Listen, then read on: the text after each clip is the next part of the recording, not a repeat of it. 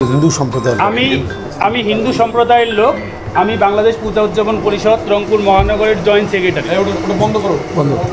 আমরা এই নাগরিক ঐক্যের যারা আছি তারা লাস্ট পরশু দিন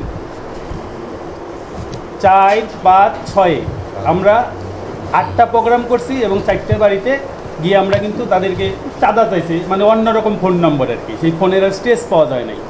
চাঁদা চেয়েছে, তাদের কাছে আমরা কথা বলেছি।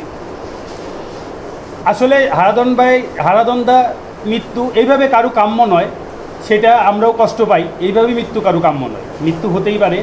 আর যারা এই আন্দোলন করতে গিয়ে যে ছাত্ররা বা জনতা বা পুলিশ যারাই নিহত হয়েছেন তাদের সবার আত্মারই আমরা শান্তি কামনা করি। এটাও আমাদের কখনো কাম্য নাই। যা হবার হয়ে গেছে সেটা, কিন্তু যে প্রশ্নের উত্তর যে সঠিক শুনতে যাচ্ছে, খামেরা তো দাগ হয় কিভাবে? এই যে ভাবি দাগও যাবে রাগও যাবে, নিম চাকা সুপার হোয়াইট। সেটা আমি সরেজমিনেই দেখছি। হারার বাড়িতে আগুন দেওয়া হয় নাই, দাদার বাড়িতে, এবং 13টা বাড়িতেও আগুন দেওয়া হয় নাই। আমি 4, 5, 6 আমরা নেতৃবৃন্দরা সেখানে গিয়েছি। তার মৃত্যু হয়েছে, তার 2 দিন পর তার মাও মারা গেছে হার্ট অ্যাটাকে। সেটা যেমন সত্য, পাশাপাশি আর যা কিছু বললেন সেটা ঠিক না। তবে কিছু বিশৃঙ্খলা কোথাও হয়, অন্য জায়গায় হয়তো এই যে হুমকি দেওয়া, এই দেওয়া, সেই দেওয়া, কিন্তু আসলে কেউ এইরকম ঘটনা ঘটে নাই, যেটা বাস্তবতা।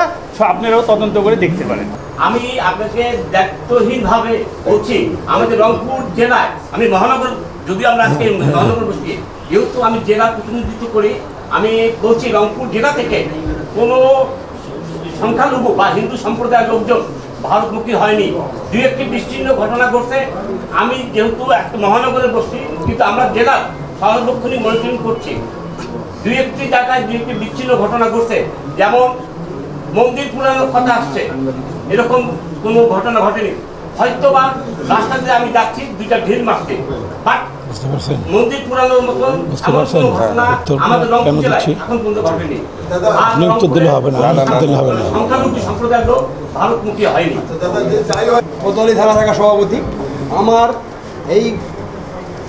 এই ঘটনাগুলো ঘটার থেকে, যেদিন থেকে এই মিথ্যা প্রচার এবং প্রোপাগান্ডা চালাচ্ছে আমাদের সম্প্রদায়কে ঘিরে, সনাতন সম্প্রদায়কে ঘিরে, আমি দায়িত্ব নিয়ে বলতে চাই, রংপুর মহানগরে এরকম কোনো ঘটনা ঘটে নাই।